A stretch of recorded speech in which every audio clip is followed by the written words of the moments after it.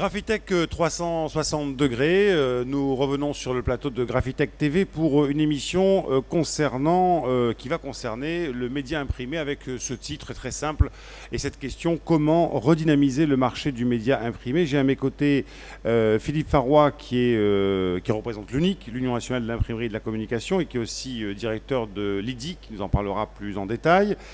Thierry Sedbon qui est le président du SIPG, le syndicat national des fournisseurs d'équipements pour les industries papetières et graphiques, et qui est également le directeur général d'ACFA France. Et puis Alain Fouque, qui est le vice-président du SIPG. Alors, avant de rentrer dans le concret, dans le détail, je voudrais peut-être, Philippe Farroy, qu'on redéfinisse un petit peu ce qu'est la filière graphique. Qu'est-ce que ça veut dire, la filière graphique ? C'est une jolie question qui a effectivement beaucoup évolué ces dernières années. Nous travaillons d'ailleurs, nous avons une action collective nationale cofinancée par le ministère qui s'appelle Engagement de progrès, qui tend à vouloir requalifier la relation entre les donneurs d'ordre et les différents prestataires. Et dans ce contexte-là, on a essayé de redonner une définition de ce qu'est la filière graphique. Et alors en termes extrêmement simples, je l'espère, et accessibles, on est parti d'un postulat qui est de dire, puisqu'on parle de communication graphique, on parle donc d'un contenu qui doit être diffusé. Par définition, le contenu appartient soit au couple annonceur-agence donneur d'ordre, guillemets. Et en fait, la filière de la communication graphique, ce sont tous ceux qui vont magnifier ce contenu en travaillant sur toutes les formes possibles de contenant. Donc la filière graphique, ce sont tous les industriels qui interviennent sur le contenant à des fins de communication, sous toute forme que ce soit, qu'elle soit sur papier, sur carton, sur complexe ou dématérialisée. Et puis il y a une autre notion que j'aimerais qu'on reprécise, c'est la notion de labeur. Alors c'est une notion historique. Le labeur dans l'imprimerie, c'est finalement tout ce qui concerne l'imprimé hors la presse, c'est ça ? C'est bien cela. La France est un des derniers pays d'ailleurs en Europe où l'on trouve cette segmentation extrêmement brutale, à la limite entre presse, livre, labeur et autres savoir-faire métiers. C'est un des thèmes sur lequel, qui nous mobilise justement à monter un campus grâce à la complicité de Comexposium, où 24 aujourd'hui fédérations et organisations différentes apparaissent. C'est que historiquement, presse et labeur sont notablement séparés. Aujourd'hui, les frontières, grâce aux évolutions technologiques, etc., sont de plus en plus larges. Et la France est l'un des derniers pays en Europe, je crois, avec Malte, où on a cette séparation assez brutale. Alors vous êtes présent sur Graphitech dans un espace dédié effectivement aux 24 entreprises qui sont associées. Alors je ne sais pas si on va pouvoir le voir à la caméra, je vais le montrer à cette, non pas à cette plaquette, parce que la plaquette n'est que le vecteur de cette démarche, l'avenir de la filière, l'union de nos ADN. Donc on va retenir deux mots, l'avenir et l'union. On est, et ce n'est pas nouveau, dans une logique d'union, de décloisonnement, de rapprochement. Avant de rentrer dans les solutions, peut-être poser un petit peu le contexte en chiffres. Cette filière, elle représente quoi en termes de chiffre d'affaires, et surtout quels ont été les derniers, les derniers événements marquants qui ont souligné, montré une difficulté de la filière? Sur un plan global européen, sur ces 10 dernières années, sur les grands pays art graphique concurrents de la France, allons-nous dire, c'est-à-dire le Royaume-Uni essentiellement, la zone Hollande, Benelux, l'Allemagne, l'Italie, l'Espagne, qui sont nos 5 vrais grands concurrents. Globalement, en 10 ans, il y a une décroissance du nombre d'entreprises qui est de l'ordre de 30 à 35% transversalement de tous ces pays. Associé à cela, bien évidemment, une décroissance de la masse salariale. En France, on est autour de 37% sur la séquence, c'est absolument colossal. Dans d'autres pays, c'est un petit peu moins, ça tourne entre 30 et 35, peut-être pour des raisons culturelles ou lorsqu'on est de philosophie anglo-saxonne, les rapprochements d'entreprises et les fusions se sont peut-être un peu mieux opérés qu'en France, où les entreprises ont tendance à disparaître définitivement, ce qui pourrait avoir eu un impact sur le fait que la masse salariale ait diminué un petit peu moins. Le périmètre chiffre d'affaires 2012 en France, c'est 7 milliards d'euros. Reste 4 700 des petites poussières d'entreprises, 65 000, 67 000 salariés associés. Et quand on positionne cette partie qui est le labeur, sur lequel nous sommes responsabilisés particulièrement, dans le contexte de la filière globale, bois, papier, impression, etc., ça impacte quand même, selon les chiffres, diverses et variées par rapport à l'endroit où se trouve le curseur sur le bois, c'est entre 300 000 et 500 000 personnes. Alors vous avez en face de vous le syndicat national des fournisseurs d'équipements pour les industries papier et graphiques qu'on appellera jusqu'à la fin de cette émission SIPG pour faire simple, avec donc son président Thierry Sedbon. Pouvez-vous d'abord nous présenter le syndicat? Pour faire simple, vous êtes les fournisseurs des industriels que représente ici sur ce plateau l'unique, hein, pour faire simple. Oui, effectivement, en fait, on représente 36 entreprises. On a 65 ans d'existence, donc on a quand même une certaine légitimité. Puisque Philippe Farroy parlait un peu de chiffres, les 36 fournisseurs représentent à peu près 1,7 milliard d'euros de chiffre d'affaires. Mais ce qui est important à retenir, en fait, c'est deux choses. D'abord, nous avons comme vocation d'essayer de générer de l'emploi sur le territoire national. Et Dieu seul sait que ce n'est pas toujours très très facile. Nous avons parmi nos membres à peu près 6 centres de production qui produisent en France pour le territoire français, mais qui exportent énormément sur l'ensemble de l'Europe, voire sur le monde entier. Et on en est assez fiers. En fait, pour rebondir un peu sur ce que Philippe disait tout à l'heure, nous avons comme vocation d'essayer d'anticiper les besoins de nos chers et aimables clients. Et ça, 3 à 5 ans avant que le besoin se fasse sentir réellement sur le terrain. Donc voilà la vocation que l'on a. Donc on s'est organisé en syndicat de manière justement à pouvoir réfléchir ensemble à cette problématique, de manière à pouvoir leur procurer les produits qu'ils auront besoin dans les années à venir, puisque malheureusement notre filière diminue en nombre de salariés, diminue en nombre de chiffres d'affaires. Il faut être de plus en plus innovant et mettre sur le marché des machines de plus en plus performantes. Alors, votre vice-président, Alain Fouque, vous accompagne et il prendra la parole à plusieurs reprises pendant cette émission. Quand on parle d'union des ADN, vous avez regroupé sur ce document, alors on ne va pas le montrer, mais un certain nombre d'organismes, et notamment le SIPG. L'idée, finalement, c'est de dire comment on peut muter, sortir de l'état dans lequel se trouve la filière qui est, on va dire, qui est un petit peu compliquée, et décloisonner, je le disais au début de cette émission. Et là, on a une première illustration, c'est vous, fabricants, vous êtes là pour anticiper les besoins que les industriels auront, on va dire, dans 5 ans. Et finalement, la demande aujourd'hui, c'est est-ce qu'on ne pourrait pas anticiper à 2 ? Alors, je ne sais pas si je vais pas un peu trop vite, mais est-ce que ce n'est pas une collaboration plus en amont pour pouvoir donner plus de visibilité aux industriels, parce qu'on sait qu'on est en surcapacité dans cette filière, et arriver à un moment donné à acheter les bons produits, les bonnes machines au bon moment, se lancer dans telle technologie au bon moment, avec des business models qui tiennent la route. C'est ça l'enjeu, et c'est ça la discussion qu'on va avoir aujourd'hui. Ce sujet. Alors comment commencer cela ? La filière et les outils de communication associés ont notablement changé, et tout ce que Thierry vient d'expliquer est un casse-tête à l'équation qui n'est pas évident du tout. Il faut 3 ans, il faut 5 ans pour inventer une nouvelle technologie, mais la temporalité ou la vitesse de l'évolution de nos moyens, de nos outils de communication, des comportements sociaux, sociétaux, de tout ce qui se développe autour, c'est plus compatible avec 3 ans, 5 ans. Donc c'est un vrai casse-tête pour eux. Ça va trop vite. Ça va de plus en plus vite, c'est exponentiel. À côté de ça, il y a un paradoxe peut-être, c'est que dans les années 50 est née la télévision, la révolution télévisuelle est faite. Début des années 80, milieu 80, l'Internet, la révolution de l'Internet est faite. Début des années 2000, fin 2000, la révolution associée aux smartphones, etc., les réseaux sociaux, la connexion 24 heures sur 24, la révolution est faite. Le papier a 6 siècles d'existence, l'imprimerie tout autant, la révolution n'est toujours pas faite. Pourquoi ?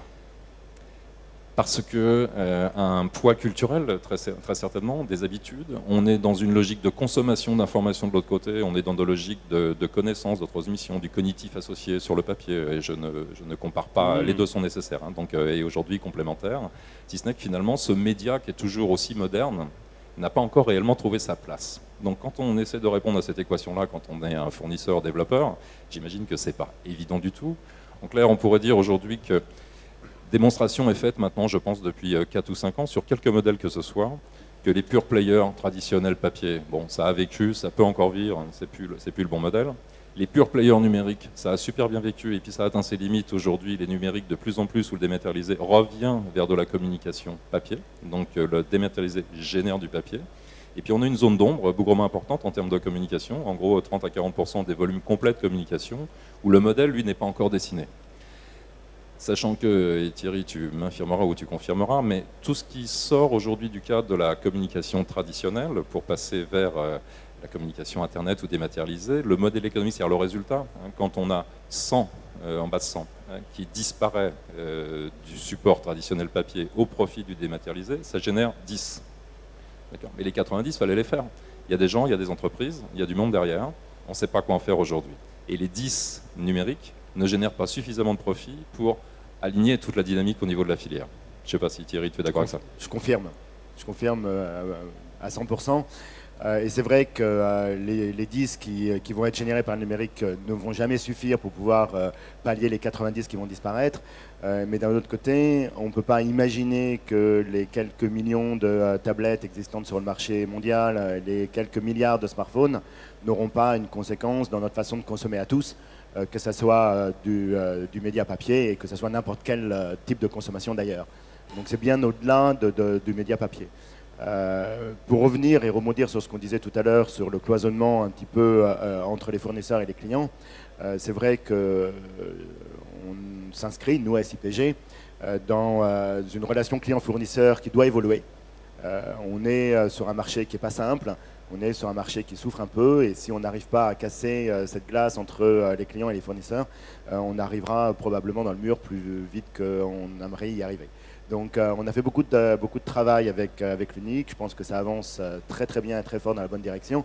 La plupart de nos entreprises au sein du SIPG sont des entreprises multinationales, et donc on a le même type de discussion qu'on peut avoir avec l'UNIC en France, on les a dans les autres pays, de manière à effectivement pouvoir mettre sur le marché non pas des produits purement nationaux, mais des produits qui sont à dimension internationale. Alain Fouque, un commentaire ? Oui, je rajouterais qu'en fait, on travaille encore en partenariat avec l'UNIC pour redéfinir des nouveaux modèles économiques. C'est ce qu'il faut qu'avec les imprimeurs, il faut redéfinir des nouveaux modèles économiques qui permettent en fait à nos entreprises, que ce soit les fournisseurs et les imprimeurs, de pouvoir continuer de développer des nouveaux produits. Oui, parce que la demande marché aujourd'hui, c'est entre 3000 et 5000 exemplaires, pour faire simple, enfin, sauf sur des gros tirages traditionnels. Donc on a cette espèce d'énorme paradoxe entre le dimensionnement des entreprises et la réalité de la demande du marché. On ne va peut-être pas dire que la filière n'est pas viable, mais elle n'est pas viable à long terme. C'est-à-dire qu'on ne peut pas continuer comme ça. On est d'accord qu'il faut trouver... Alors, on parlait de business model.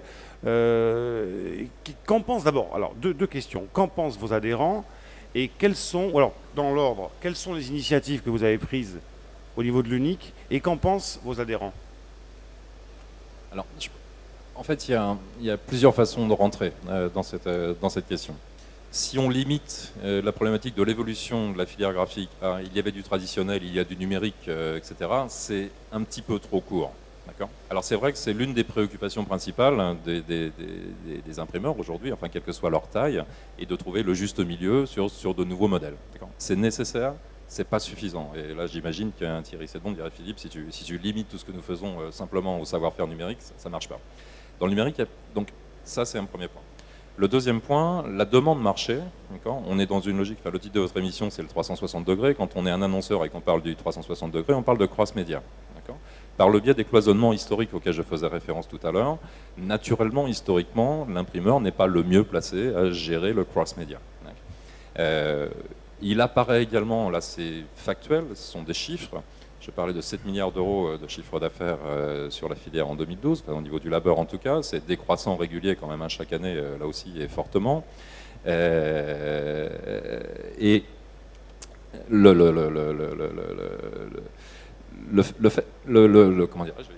le fait d'intégrer des savoir-faire complémentaires services, c'est là qu'aujourd'hui se trouve la valeur ajoutée résultat. C'est-à-dire que les 7 milliards d'euros ne génèrent que très très peu de résultats nets après impôt, et on a une grande majorité d'entreprises qui sont en dessous du zéro, des marges très faibles. Pourquoi? Parce que si on est seulement sur une offre de savoir-faire métier imprimé, sauf à avoir mis en place des innovations ou une logique de différenciation produit, la seule différenciation ne peut se faire que par le prix. Et quand sur un marché, la différenciation c'est le prix, par définition, depuis que le monde est monde, le marché, il tombe. Donc on est un peu dans cette logique-là. Le complexe, c'est qu'encore une fois, historiquement, voire culturellement, Toute la partie aval, toute la partie amont qui aujourd'hui génère le résultat n'est pas dans la génétique ou dans l'ADN traditionnel de l'imprimerie de labeur. Donc il faut aller chercher cette culture servicielle ailleurs. Voilà, donc du coup, on sort vraiment du couple numérique, etc. C'est autre chose. Hein, Oui, bien sûr, bien sûr. Qui veut sur cette notion de service. Je vais rebondir sur... De service à forte valeur ajoutée et à forte marge. Enfin, voilà, absolument. Je vais rebondir sur ce que vient de dire Philippe.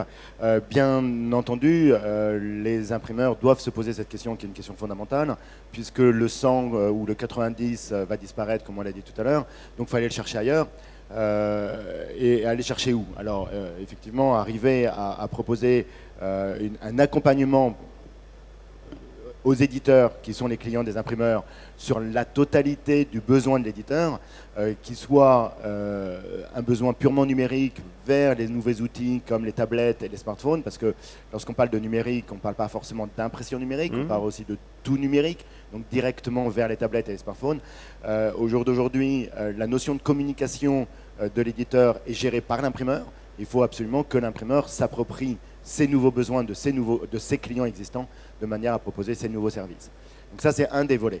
Le deuxième volet, c'est que, on parlait d'impression tout à l'heure, il y a quand même dans l'impression des pans entiers qui se portent plutôt bien. On parle du packaging. Le packaging est en très très forte croissance. Les demandes des clients packaging sont de plus en plus compliquées, puisque aujourd'hui on demande au packaging d'être intelligent, d'avoir une traçabilité, voire de mettre ou d'imprimer des antennes RFID sur les packaging pour pouvoir avoir la traçabilité du packaging. Et la complexité d'imprimer tout ça va s'accroître de plus en plus. Alors, arrêtez-moi si je me trompe, ce n'est pas un problème de perception du problème et de ses solutions. Les imprimeurs ne sont pas idiots, ils voient très bien le monde qui bouge autour d'eux. Simplement, c'est qu'il faut qu'ils revisitent leurs fonctions par rapport notamment aux donneurs d'ordre. C'est-à-dire qu'un donneur d'ordre, il a plutôt tendance à dire « bon, je vais au calage, l'imprimeur, c'est l'imprimeur, voilà, il est à sa place et il reste à sa place ». Donc c'est ça l'idée, c'est que les imprimeurs changent de fonction. Et ça, c'est quand même un sacré pari, parce que ça veut dire que ce sont les nouvelles générations, ce sont les nouvelles formations, une autre façon d'envisager la relation client. Enfin, c'est s'imposer au donneur d'ordre comme autre chose qu'un simple exécutant. Et c'est pas péjoratif dans ma bouche, c'est juste de dire, voilà, la filière graphique, elle est faite comme ça.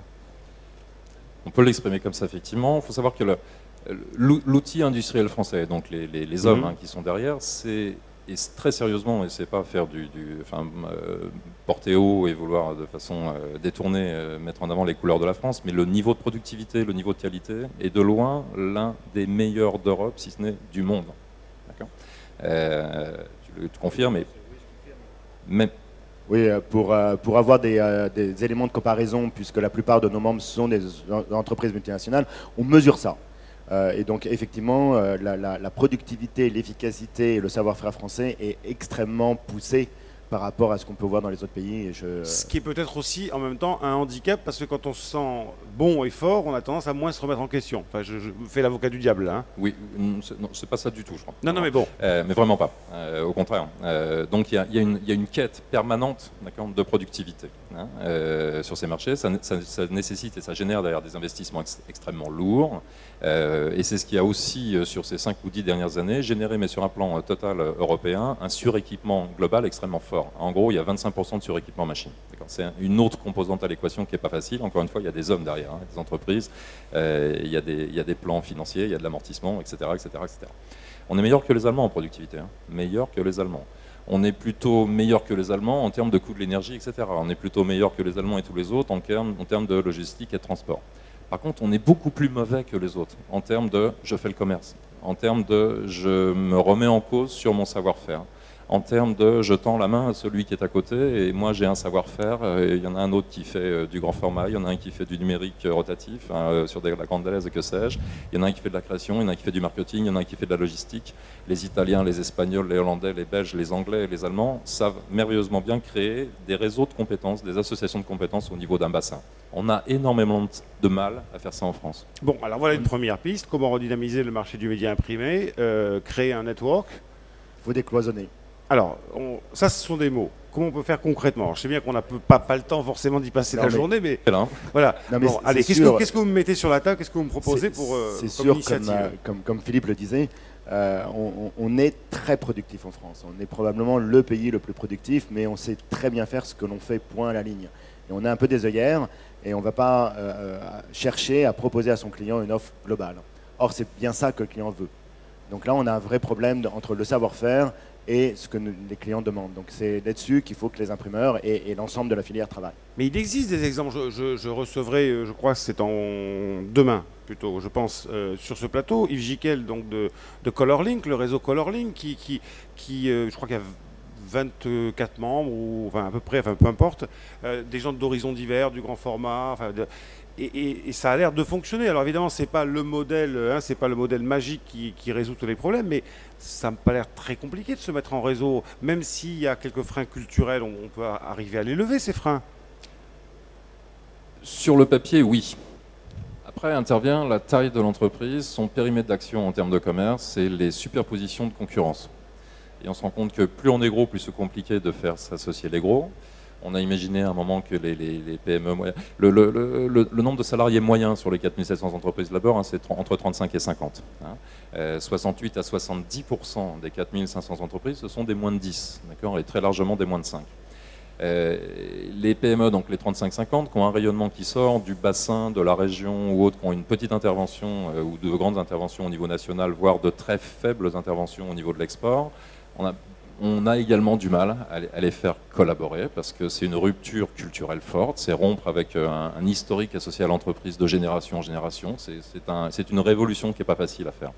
Par contre, comme vous l'avez exprimé, il y a ce modèle que vous venez de dire. On a nous-mêmes l'unique, on initié en 2000, Pascal Bovero initié avec Jacques Chirac en 2007-2008 les logiques de pôles de production graphique régionaux, où l'objectif était plutôt sur des TPE, voire des petites PME en tout cas, de les faire s'associer. De bassin, ouais. Et on y arrive plutôt bien avec toutes les TPE. Donc on a un exemple merveilleux en région Rhône-Alpes avec Toucana, c'est 40 ou 42 entreprises.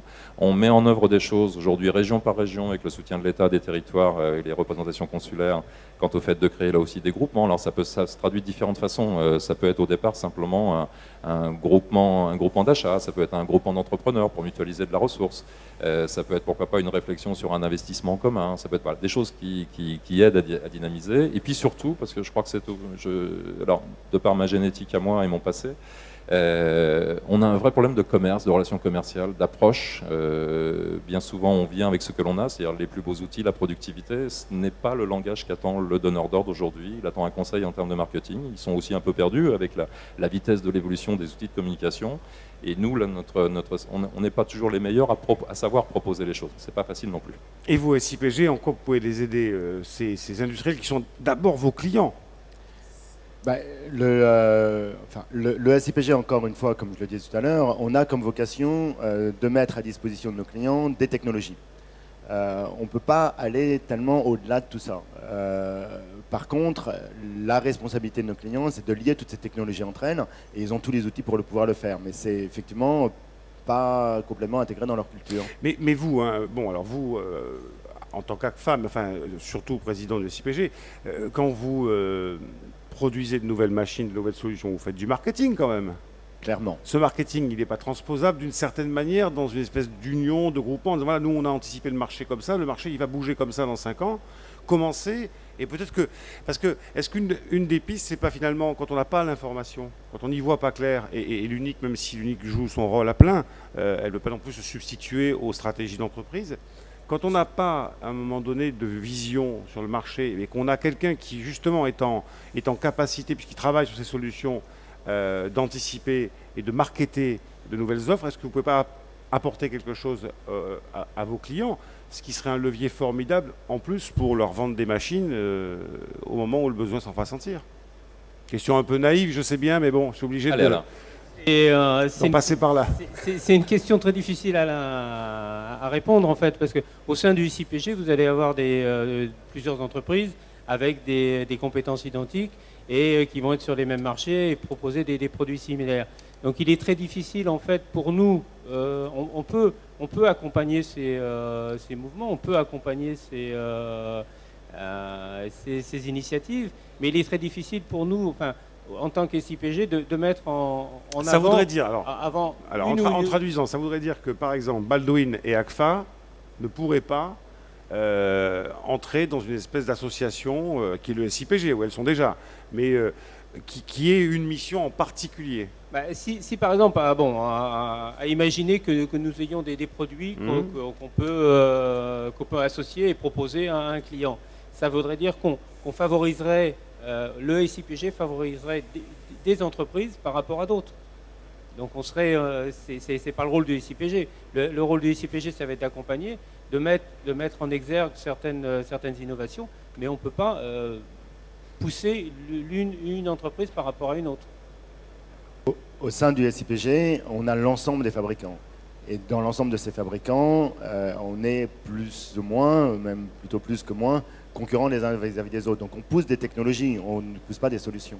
En fait, si je comprends bien, vous ne bougez, alors c'est pas péjoratif, vous ne bougez que lorsqu'effectivement il y a une vraie demande de la profession des industriels. Et on peut prendre un exemple, parce que vous parlez tout à l'heure du packaging. Il y a un projet qui est en gestation qui s'appelle Pack en Seine, qui va se monter du côté en Seine-et-Marne, du côté de Saint-Fargeau-Ponthierry. On va en dire un mot d'ailleurs. Ça, c'est un bon exemple finalement de décloisonnement, de professions qui se diversifient, là où il y a de grands enjeux sur le packaging. Et finalement, on dit, ben là, il faut aller monter une espèce de centre pilote, je ne sais pas comment on peut l'appeler, un centre de formation, de toute façon. Centre de formation, ressources, recherche et développement, pourquoi pas, si les industriels et les fournisseurs qui s'associeront au projet dans le sens capitalistique du terme veulent en faire un outil de ce style, ça pourrait être une première européenne assez fantastique sur l'ensemble des métiers de l'impression, des produits d'emballage, mais de façon extrêmement large. Mais là encore, de passer de l'emballage à nos problématiques à nous, il y a un tout petit pas de rien du tout, quoi. Ce sont les mêmes machines, ce sont les mêmes savoirs, etc. Il n'y a aucun souci. Donc ça pourrait être encore plus ambitieux que cela. Alors c'est vrai que ce sont des sujets sur lesquels on réfléchit tous ensemble, et le SIPG, quelle que soit la difficulté de l'équation qu'exprimait Thierry à l'instant, est très moteur et de plus en plus. Alors avec un peu d'humour, parce que quand même de temps en temps c'est le vilain fournisseur, mais j'ai connu avec lui d'ailleurs une époque au début des années 90 ou autre où les fournisseurs ils en avaient strictement rien à foutre de la problématique des imprimeurs. Ça marchait tout seul, machin, etc. Là, d'un seul coup, il y a une vocation où on se rapproche, d'accord. Alors, est-ce que c'est une vocation, une obligation? J'en sais trop rien, mais c'est intéressant, quoi qu'il en soit, d'accord. Et c'est pas agressif. C'est-à-dire que par obligation, aujourd'hui, on développe un peu plus d'intelligence, d'accord. Et c'est bien la thématique que nous essayons de mettre en œuvre, nous, au niveau du campus. On est coincé de toute façon. C'est-à-dire, on meurt, il meurt. Tu meurs, on meurt. Hein, c'est bien ça. Tu confirmes? Bon, ça change la donne, d'accord. Nous, on a des soucis sur c'est quoi le modèle économique gagnant ou quels sont les modèles économiques gagnants en fonction qu'on fasse 360 degrés, 280 degrés, 180, enfin, essayer de ne pas faire trop de demi-tour. Mais enfin, en tout cas, les solutions sont différentes. D'accord. La réponse au modèle économique dans un contexte donné, quand on est à Lille, quand on est à Paris ou quand on est à Bordeaux, le marché est différent, les besoins sont différents, la problématique est différente. D'accord. Il n'y a pas de règle miracle. Nos adhérents nous disent, on est d'accord pour faire pratiquer le changement, faire des choses, mais s'il vous plaît, donnez-moi le GPS, je vais où, c'est quoi la solution? On l'a pas. Tu l'as pas, je l'ai pas. Donc, oui, pardon. Donc il nous faut essayer de modéliser des choses, d'accord. Bon, modéliser, ça voudrait dire, alors, pour essayer de synthétiser et faire un point d'arrêt, on a entendu que des initiatives, notamment en Rhône-Alpes, avec des TPE, ça fonctionnait assez bien. Le problème, c'est plutôt la taille, quand on commence à avoir des PME, enfin des PME non, enfin oui, des PME de 40, 50 personnes, des plus grosses entreprises, c'est plus compliqué, y compris d'ailleurs, si j'ai bien compris, sur le même territoire. Donc, est-ce que l'idée... Et on parlera après des hommes, de la formation et d'autres choses de ce type. Est-ce que l'idée, c'est pas par exemple de prendre une région pilote comme l'Île-de-France et de se dire, on va essayer de faire en sorte que des gros imprimeurs, des gros industriels, enfin des gros par rapport aux tout petits de 4-5 personnes, se rencontrent et que effectivement, print is not dead. Voilà. Definitely not. Voilà. Je voulais juste rappeler une autre petite particularité française.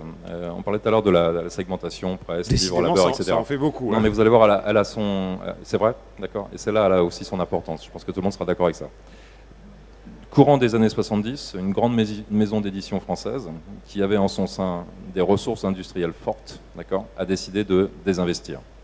Et ça a été une mise en route à la désindustrialisation des grands éditeurs. Quand vous regardez bien les 5 ou 6 grands concurrents art graphiques, pays européens, français, et autres petites parenthèses, La France importe un peu plus de 30%, autour de 30% de son besoin consolidé. C'est énorme, hein. C'est absolument énorme. C'est 800 000 tonnes sur une consolidation apparente de 3 200 000 tonnes à peu près en 2011. 95% de cet import, là, c'est pas l'Asie, c'est pas tout ça, hein. C'est l'Europe. Plus de 95%. L'Asie, c'est 3%. Dans ces 95%, entre 30 et 40%, c'est l'Allemagne. Le premier concurrent de la France, c'est l'Allemagne. Le deuxième concurrent de la France, c'est l'Italie, c'est l'Espagne. D'accord. Le troisième, c'est l'Angleterre. Tous ont des balances commerciales positives. Le moins bon, c'est l'Angleterre, 1,2 je crois. Le meilleur, c'est 7, le ratio import-export. La France, c'est 0,25. La différence, c'est quoi? Ils connaissent mieux le marché que nous? Non. Je reviens justement à ce problème d'éditeur-imprimeur. D'accord. Tous ces grands pays, là, les éditeurs ont gardé les ressources. Ils ont racheté des titres dans toute l'Europe, y compris sur la France. Quand tout va bien, on imprime en France, on donne à manger, guillemets, à nos industriels ressources, rotativistes, Ostet, Elio, etc. Quand ça va mal, comme ils ont la maison à remplir, qu'est-ce qu'ils font? Ils retirent chez nous, ils remplissent chez eux.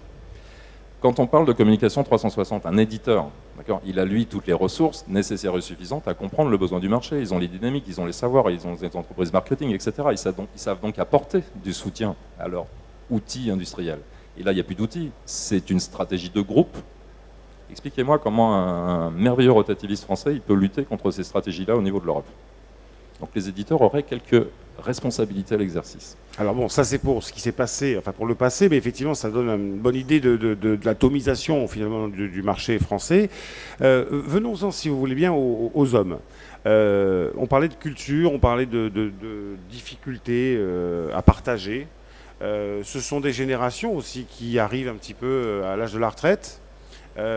Quid de deux choses? Bah oui, mais bon, on est bien obligé de dire les mots qui fâchent. De toute façon, moi, j'en suis pas loin non plus, hein, donc il n'y a pas de souci. Quid des nouvelles générations qui comprennent peut-être mieux les problématiques de décloisonnement, etc. Et quid de la formation des cadres et des managers pour leur ouvrir un peu les yeux et leur dire voilà, le business model que vous pouvez avoir demain. Alors vous avez un organisme qui s'appelle AFCAD qui fait de la formation, mais il y en a d'autres aussi.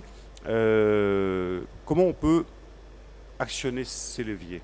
Alors là, le décloisonnement a toute sa valeur et tout son sens. Et parmi les 3 familles présentes sur le campus, il y a effectivement une famille ressources humaines et formation. Vous avez vu qu'il y a un grand nombre d'organismes. Il y a également l'intersecteur papier-carton. Donc ça, c'est du vrai décloisonnement par le biais de l'Unidis Stratégie et Avenir. Et là, il est clair que quand on est un imprimeur conducteur sur une machine compétent labeur, on l'est tout autant sur le packaging, etc. Mais les liens, les ponts n'existent pas. Par rapport aux nouveaux outils de communication, il y a donc une logique de mutation et d'accompagnement des mutations, d'accompagnement des métiers. Il y a des logiques de profilage. C'est-à-dire que si on avait une base de données relativement magique, simple, dire voilà, ma spécialité est, je sais faire ça, dans cette colonne-là, qu'elle soit labeur ou quoi que ce soit, du coup, ma compétence est compatible avec la colonne d'à côté, la colonne d'à côté, la colonne d'à côté. Et qu'on puisse créer des ponts.